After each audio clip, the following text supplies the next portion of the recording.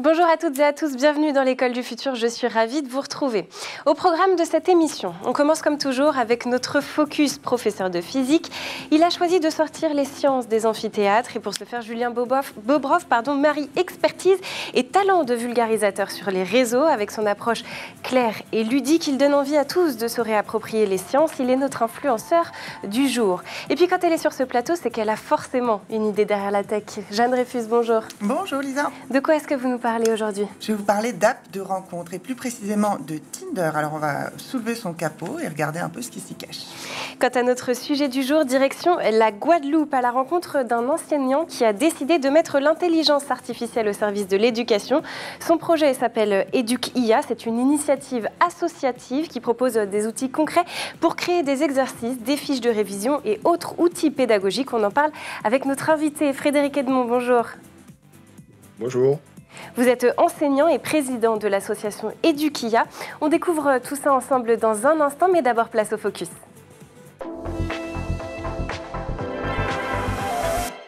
Physicien français, il captive sur ses différents réseaux sociaux, novice comme expert. Julien Bobrov vulgarise la science avec passion et accessibilité.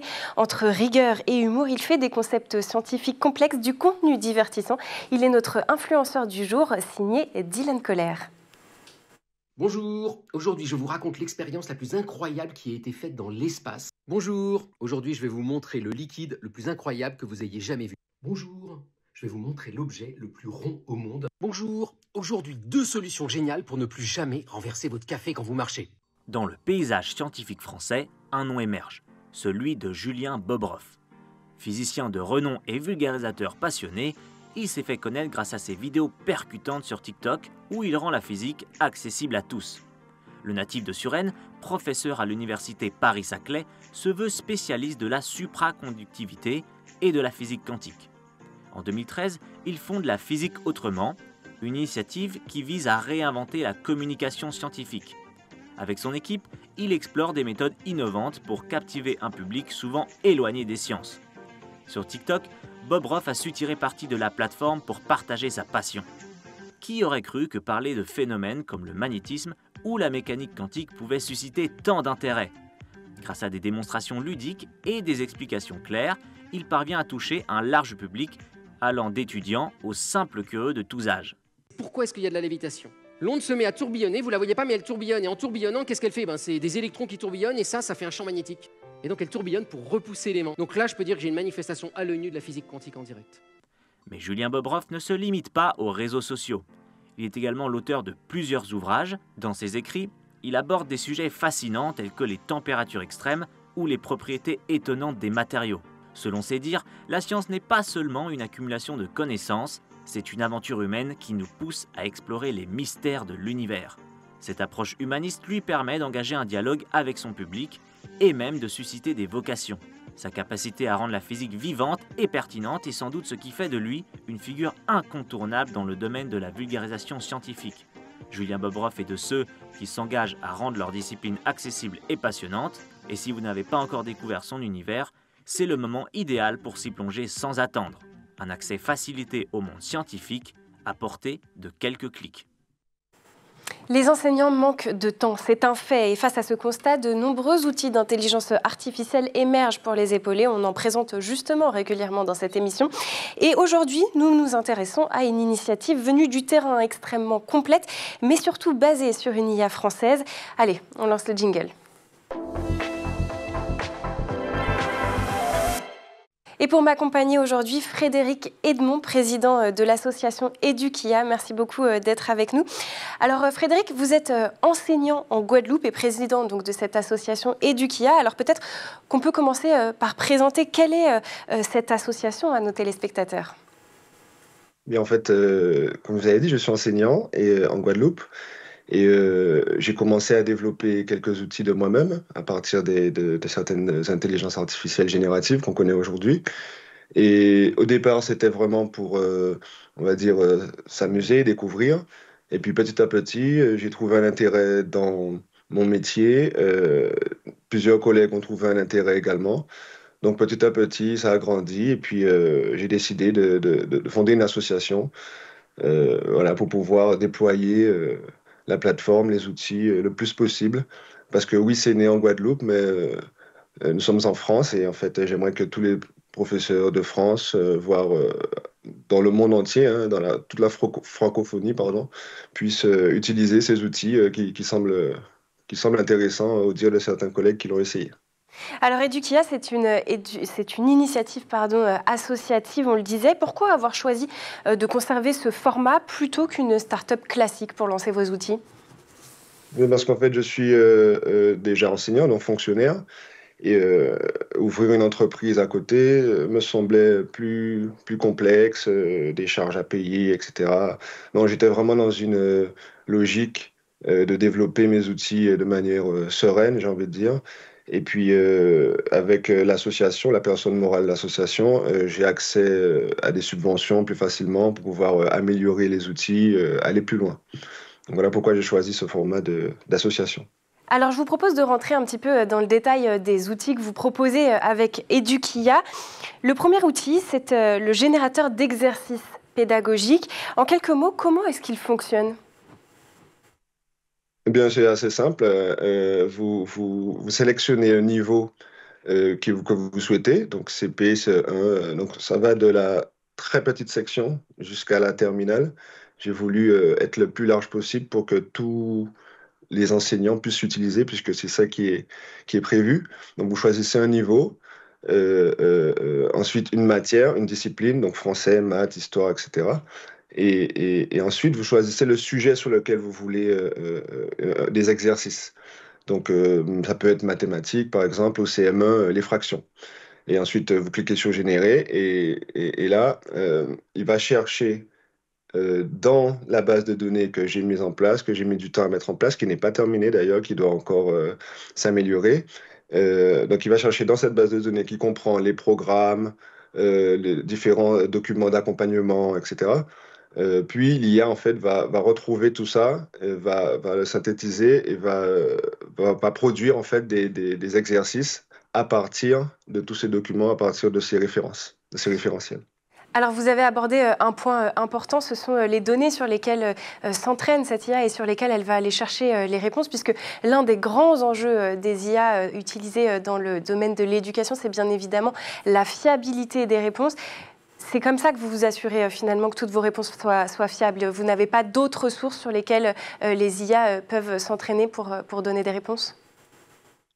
C'est sûr que si on ne donne pas à manger, si je peux me permettre l'expression, nos données, il y a beaucoup d'hallucinations, beaucoup de choses qui peuvent être inventées. Et puis, je pense que l'IA est un outil, enfin, en tout cas, les IA génératives d'aujourd'hui sont des outils merveilleux, mais il ne faut pas oublier que, justement, elles peuvent se tromper. Et à partir de là, il faut donc être assez vigilant. Et surtout, ça n'exclut pas de contrôler après génération. Ça, c'est clair qu'il faut contrôler. Maintenant, via mon système, j'essaie le plus possible d'avoir le moins recours, si vous voulez, à une génération de contenu d'elle-même, voilà, même si on est sur Mistral. Donc c'est pour ça qu'en fait j'ai apporté des documents et que je continue d'ailleurs aujourd'hui à apporter une base de référence en fait sur laquelle elle peut se baser. Mais je conseillerais toujours de quand même vérifier avant d'utiliser ce contenu. Voilà. Vous dites que vous êtes sur Mistral, mais justement, c'est quoi la plus-value par rapport à une IA telle que Mistral ou ChatGPT?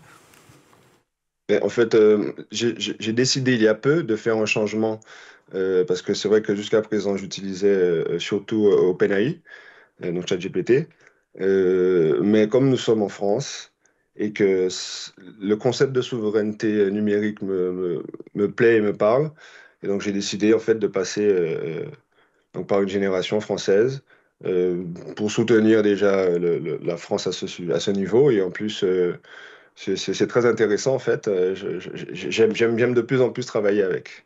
Et je pense que la différence, c'est que les données justement restent dans le cadre français et européen. C'est un choix avant tout de valeur et non pas nécessairement un choix technique d'avoir choisi Mistral AI. Non, c'est d'abord valeur, effectivement.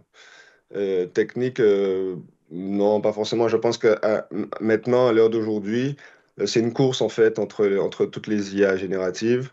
Ils veulent aller le plus loin, le plus précis, la meilleure IA, etc. Donc je pense que elles se valent maintenant un peu. Bon, on arrive en tout cas à un niveau où voilà, elles vont un peu toutes se valoir. Maintenant, j'ai testé et retesté avec Mistral, j'en suis très content. Et parce qu'il y a 6 mois, j'avais essayé, 6, 7 mois. Je peux dire qu'en 6, 7 mois, il y a déjà une grosse différence technique, je parle. Donc voilà, c'est ça. Évolution technique plus souveraineté, valeurs françaises, ça m'a plu et je considère que dans l'époque actuelle, c'était le choix à faire. Voilà. Pour en arrière possible.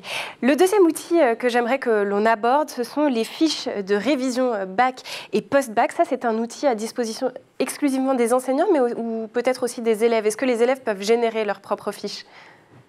Alors, je dirais les étudiants.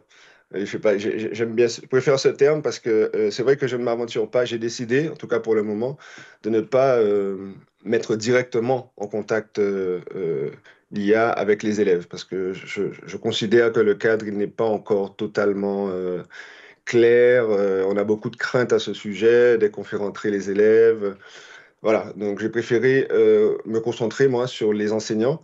Et puis, lors d'une journée de l'innovation dans mon académie, qui se déroulait dans un lycée, donc des étudiants bacheliers et post-bac sont venus me voir pour me dire, mais tiens, c'est intéressant, mais ça n'existe pas pour nous, enfin, on aimerait bien avoir pour nous. Et donc, du coup, j'ai décidé j'y ai réfléchi et puis j'ai décidé de créer pour les étudiants, donc voilà, de bac enfin, qui permet de créer des fiches de révision pour le bac et pour les post-bac. Alors, c'est en constante évolution, hein, c'est-à-dire que au niveau données à donner à manger, si je peux dire comme ça, à l'IA, ça prend du temps. Donc, voilà, je suis seul aussi sur le projet. Donc, j'ai mon travail, voilà. Donc, il faut, je suis, c'est en cours, mais en tout cas, ce que je voudrais, c'est que ça soit le plus proche des éléments du bac et de tous les éléments des filières qui sont après le bac. Donc, comme les annales, voilà, tous les documents qu'on peut retrouver pour aider. Et donc, voilà, c'est en cours, c'est encore en train d'évoluer. Et pour le moment, j'ai de bons retours de certains étudiants qui l'ont essayé. Alors forcément, moi, si je retourne quelques années en arrière, au moment où je préparais, que ça soit le bac ou des concours, l'un des bénéfices du fait de faire ces fiches soi-même, c'est d'apprendre finalement en les construisant. Ici, on zappe cette étape, hein, finalement, c'est ce que vous proposez avec l'IA. Alors, est-ce qu'on ne perd pas finalement une partie du travail de mémorisation ? Non, peut-être pas du travail de mémorisation, parce que ce qui est généré, c'est la fiche. En fait, donc à partir de là, vous pouvez apprendre justement les données à partir de la fiche. Euh, pour moi, tous les outils que j'essaie de mettre en place, enfin que je mets en place, c'est surtout pour un objectif, en fait, gagner du temps. Parce que tout ça, on pouvait le faire, on peut générer des fiches manuellement, on peut faire enfin, tous les enseignants de la, de la France font leurs propres exercices, donc on peut s'en passer, si j'ai envie de dire.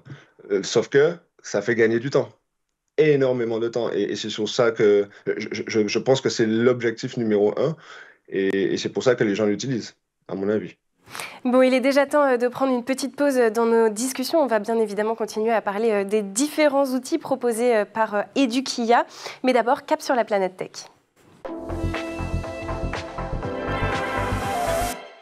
Images et vidéos, c'est ce que l'on trouve de mieux sur Internet. C'est la sélection de Dylan Coller.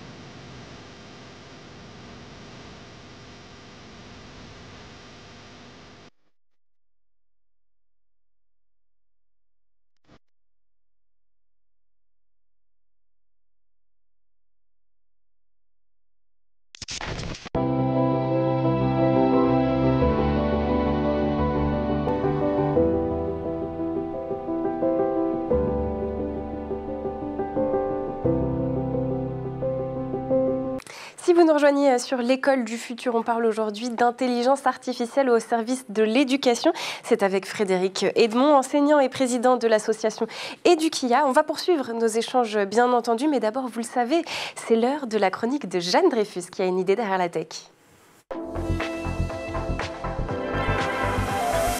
Jeanne, aujourd'hui, vous nous parlez d'amour, oui, mais aussi d'algorithmes, car vous vous êtes penchée sur l'application de rencontre la plus connue, Tinder. À des fins journalistiques exclusivement, évidemment, et parce que 2 ouvrages m'ont récemment poussé à m'y attarder, et plus particulièrement celui de Judith Duportail, L'amour sous algorithme. Une enquête d'investigation passionnante sur le géant des apps de rencontre, dont il faut ici redonner quelques éléments de contexte. L'app a trouvé sa forme définitive en 2012 dans une salle de bain, oui, tout à fait, quand son cofondateur Jonathan Badin, n'étant pas satisfait de sa version bêta avec boutons vert et rouge, eh bien, a essuyé son miroir embué d'un coup de doigt et ainsi naissait le swipe. 12 ans plus tard, 60 millions de téléchargements et 4 milliards de swipes par jour. Vous nous dites que vous avez regardé sous le capot.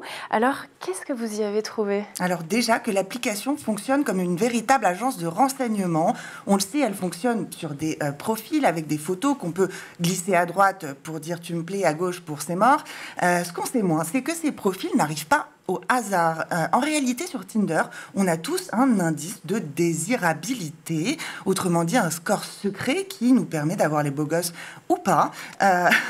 Et ce score, en fait, il est calculé à partir d'un système qui vient des échecs, le Elo Score, qui classe les joueurs du plus fort au plus faible. Et sur l'app, eh bien, Tinder, le fonctionnement, c'est le suivant. Quand quelqu'un de haut niveau te like, là, tu gagnes des points. Mais quand quelqu'un de peu désiré te rejette, et ben là, t'en perds clairement. Et c'est plus particulièrement cruel pour les hommes. La majorité des femmes, près de 4 sur 5, va liker 20% des mieux notés des hommes. Pour les autres, eh bien, c'est plus dur. Donc l'algorithme trie, classe, puis enregistre. Oui, et pas qu'un peu. Quand Judith Duportail a demandé ses données à Tinder, elle a reçu pas moins de 800 pages, dedans ses messages, dedans ses matchs et ses vestes, mais aussi les types d'hommes consultés à 2h du matin contre ceux consultés en pleine journée, moins sexy. Tout cela pour fabriquer une équation de l'amour ou du désir. Et pour ça, Tinder s'appuie sur des scientifiques, notamment la chercheuse en neurosciences, Judith Fischer. Elle a collaboré pour l'application. Et elle a véritablement installé l'activation du circuit de l'addiction. Elle, par exemple, elle va chercher la dopamine libérée quand on match, l'attente d'être liké, ça veut dire frustration et donc ça veut dire addiction, la privation calculée aussi. C'est-à-dire que l'application, elle va vous laisser 100 likes, 100 matchs pendant 10 fois de suite, par exemple, et puis ensuite, elle vous en redonne 4 matchs positifs et là, eh bien, on remet des sous dans la machine. Pour autant, ça ressemble à des mécanismes vieux comme le monde, non ? Bal de célibataire, agence matrimoniale fleurissait évidemment déjà au 19e siècle. Un peu plus loin, peut-être aurez-vous entendu parler du People's Park à Shanghai. C'est en fait un parc où tous les samedis, tous les dimanches, eh bien, les parents de célibataires se rassemblent et attachent le CV de leur progéniture sur des parapluies. Alors on y note l'âge, la taille, le salaire, le signe astrologique chinois, c'est important. Et c'est parti pour la négo entre parents. Et ce qui est marrant, c'est que justement, ces pratiques, elles cohabitent avec l'utilisation aussi de Tinder. Alors, qu'est-ce qui est nouveau ? Eh bien, aujourd'hui, c'est l'algorithme qui est nouveau et qui joue le rôle de stand et de bailleur de visibilité. Et si on regarde, par exemple, les statistiques des petites annonces au siècle dernier, pour une femme à l'époque, on voulait qu'elle soit jolie et sérieuse. Et pour un homme, on voulait qu'il soit sérieux aussi et de bonne éducation. Et aujourd'hui, on va plutôt être sur du sexy, sur du sportif ou du vegan. Qui sait, on passe en fait d'un modèle moral à un modèle visuel et marchand et d'un imaginaire de durée à une logique d'instantanéité. Et si on essayait de voir plus loin en imaginant ce que pourrait devenir Tinder dans 50 ou voire même 100 ans ? Eh bien, c'est la question que se pose la série Black Mirror et surtout un de ces épisodes géniaux qui s'appelle Hang the DJ. Alors, on peut imaginer plein de choses. Imaginez des capteurs qui mesurent votre activité cérébrale, votre rythme cardiaque, votre sudation face à un possible match. Et pourquoi pas l'utilisation des données ADN pour éviter les incompatibilités génétiques de votre progéniture. Ou imaginez aussi des IA qui pourraient permettre de matcher avec des personnes décédées, qui sait. Ou pire encore, un Tinder d'État qui attribuerait qui faciliterait les couples pour gérer la natalité, pour gérer la démographie. Personnellement, je vais swiper à gauche pour toutes ces jolies petites perspectives. Bon, finalement, Cupidon a troqué son arc contre un algorithme, mais pas sûr qu'il vise mieux. Merci beaucoup, Jeanne, pour cette chronique. Heureusement, d'autres outils, eux, essayent de viser juste. Et cette fois-ci, c'est du côté de l'éducation. C'est toujours avec Edukia. On reprend tout de suite nos discussions dans la seconde partie du talk. Alors on l'a vu dans la première partie de l'émission Edukia, c'est d'abord une aventure née du terrain avec des outils concrets, un générateur d'exercices, de fiches et aussi d'images pédagogiques. Et justement, on en vient à ce point, Frédéric Edmond, cette innovation qu'est le générateur d'images pédagogiques. Vous nous expliquez à quoi sert cet outil? Qu'est-ce qu'on va générer comme type d'image? Alors l'idée justement, c'est comme son nom l'indique, de générer des images à titre pédagogique, donc des cartes vides de la France ou d'ailleurs, des dessins, des coloriages, voilà.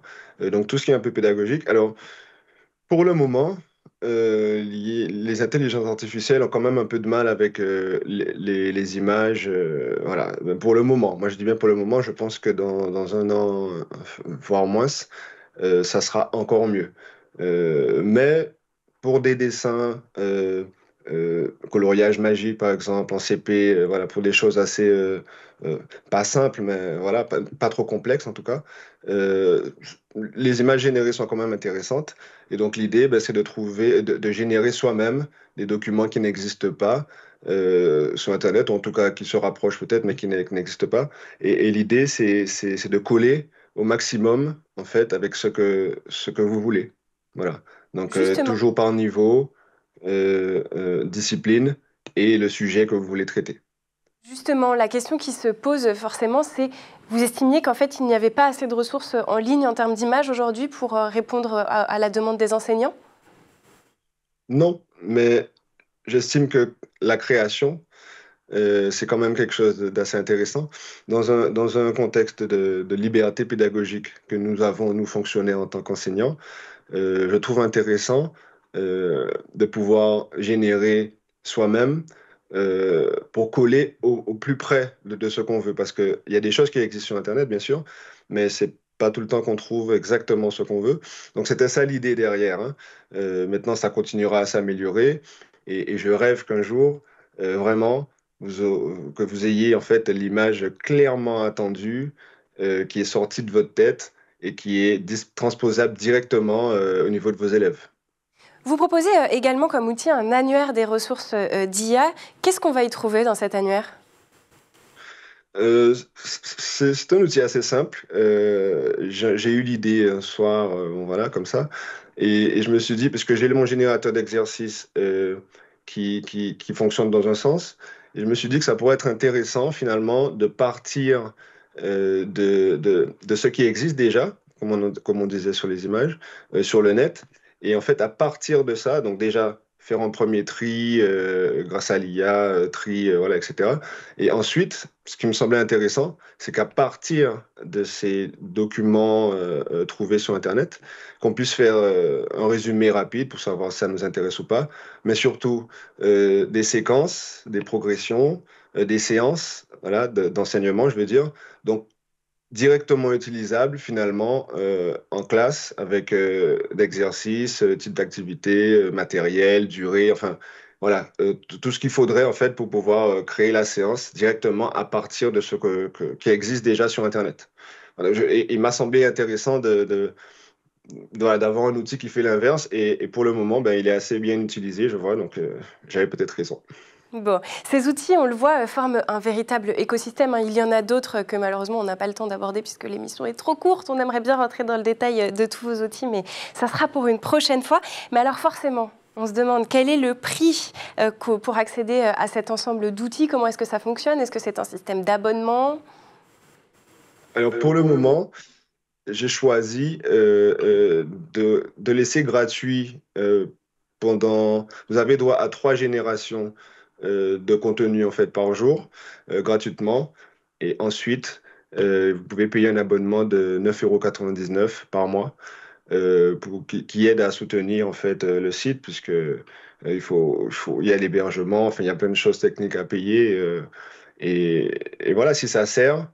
Je peux que conseiller d'y aller, mais j'ai tout de même laissé la possibilité, comme un peu font toutes les IA génératives d'aujourd'hui, hein, à n'importe qui, finalement, d'arriver sur le site, d'essayer avant tout, et puis si ça l'intéresse, d'aller plus loin. Alors, on le disait en début d'émission, vous nous parlez aujourd'hui depuis la Guadeloupe. Edukia est donc né sur l'île Papillon. Pourquoi c'était important pour vous de développer cette innovation, que cette innovation parte des Outre-mer? Eh bien, lorsqu'on est à des milliers de kilomètres de la métropole, c'est vrai qu'on a souvent tendance, et quand on est né là et qu'on vit là depuis très petit, on a souvent tendance à... On sait qu'on est de la France, hein, bien sûr. On sait que nous sommes un département français. Mais dans la vie de tous les jours, il faut quand même prendre l'avion pour arriver en France. Voilà. Donc je veux dire que je ne peux pas aller déposer une lettre au ministère, aller demander... Voilà. C'est quand même quelque chose d'assez compliqué. Et puis, même mentalement, on a l'impression que finalement, nos institutions ici sont les derniers remparts, que ce sont les plus hauts, entre guillemets, alors qu'en fait, non, je refuse justement de penser ça. Aujourd'hui, l'IA, déjà depuis avant, hein, niveau numérique, Internet, etc., mais avec l'IA, je peux vraiment parler à n'importe quel enseignant qui parle français dans le monde entier. Donc, il n'est pas question que je me cantonne, entre guillemets, à la Guadeloupe, même si les premiers testeurs et les premiers avis viennent bien sûr de mes collègues, de ma famille ici. Mais c'est pour moi une manière de faire rayonner aussi ma Guadeloupe. C'est vrai qu'on est loin, mais il y a des gens qui ont des projets qui valent le coup. Et c'est vrai que si ça peut avoir un écho positif, je prends. Et j'en profite justement pour le dire, si vous êtes enseignant, formateur ou porteur de projets éducatifs dans les Outre-mer et que vous nous écoutez aujourd'hui, on a envie de vous entendre dans cette émission, donc n'hésitez pas à nous contacter. Merci beaucoup Frédéric Edmond d'avoir été avec nous. Pour celles et ceux qui souhaitent soutenir cette initiative, une campagne de financement participatif vient tout juste d'être lancée sur la plateforme MyMojo depuis le 6 novembre. L'occasion, si vous le souhaitez, de contribuer vous aussi à l'école du futur. Merci aussi à Jeanne Dreyfus pour sa chronique. Merci aussi aux équipes en régie, à Édouard Degnaud d'avoir produit cette émission. Mais surtout, merci à vous d'être toujours là à suivre l'école du futur. On se retrouve dès demain à 12h30 sur School TV. D'ici là, portez-vous bien.